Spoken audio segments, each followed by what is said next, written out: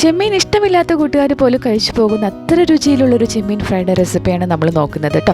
അപ്പോൾ ചെമ്മീനൊക്കെ വൃത്തിയാക്കി ഒരു പാത്രത്തിലേക്ക് എടുത്തിട്ടുണ്ട്. നമുക്കിതിലേക്ക് കുറച്ച് മസാലകളൊക്കെ ചേർത്ത് കൊടുക്കാം. ആദ്യം തന്നെ ഒരു 2 ടേബിൾ സ്പൂൺ അളവിൽ കശ്മീരി മുളക് പൊടിയാണ് ചേർക്കുന്നത്. ഒരു 1/4 ടീസ്പൂൺ മഞ്ഞൾപ്പൊടി ചേർത്ത് കൊടുക്കുന്നുണ്ട്. ഒരു 1/2 ടീസ്പൂണോളം കുരുമുളകിൻ്റെ പൊടി, ഒരു 1/4 ടീസ്പൂണോളം പെരിഞ്ജീരകത്തിൻ്റെ പൊടിയും, ഒരു ചെറിയ പീസ് ഇഞ്ചിയും, ഒരു 4 അല്ലി വെളുത്തുള്ളിയും, ഒരു 6-7 അല്ലി ചെറിയ ഉള്ളിയും കൂടി ചതച്ചിട്ട് ചേർക്കുന്നുണ്ട്. 2 തണ്ട് കറിവേപ്പിൻ്റെ ഇല, ആവശ്യത്തിന് ഉപ്പും കൂടി ചേർത്ത് കൊടുക്കാം.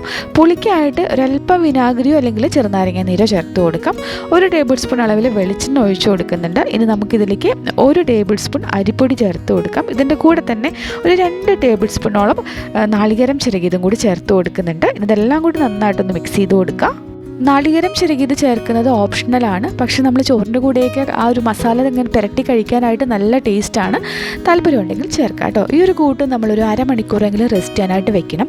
അതിനുശേഷം ഒരു നോൺ സ്റ്റിക്കിൻ്റെ പാനിൽ കുറച്ച് വെളിച്ചെണ്ണ ഒഴിച്ചിട്ട് ഒന്ന് ചൂടാവാനായിട്ട് വെക്കുന്നുണ്ട്. അതിനുശേഷം നമ്മളിപ്പോൾ മാരിനേറ്റ് ചെയ്ത് വെച്ചിരിക്കുന്ന ആ ഒരു ചെമ്മീനുണ്ടല്ലോ, അതെല്ലാം തന്നെ ഇതുപോലെ നിരത്തി വെച്ച് കൊടുക്കുക. പിന്നീട് അതിലെ മസാലയൊക്കെ ഇതിൻ്റെ മുകളിലോട്ട് ഇങ്ങനെ നിരത്തി വെച്ച് കൊടുക്കുക.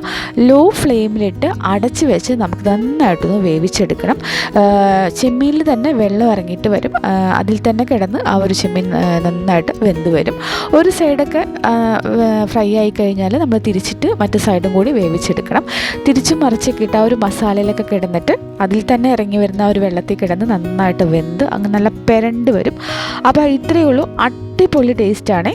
തീ ഓഫാക്കി കുറച്ച് നേരം കഴിയുമ്പോഴേക്കും അതിൻ്റെ കളറൊക്കെ നല്ല ഡാർക്കായിട്ട് വരും കേട്ടോ. എല്ലാവരും ട്രൈ ചെയ്ത് നോക്കണം. സബ്സ്ക്രൈബ് ചെയ്യാനും ലൈക്ക് ചെയ്യാനും മറക്കല്ലേ. താങ്ക്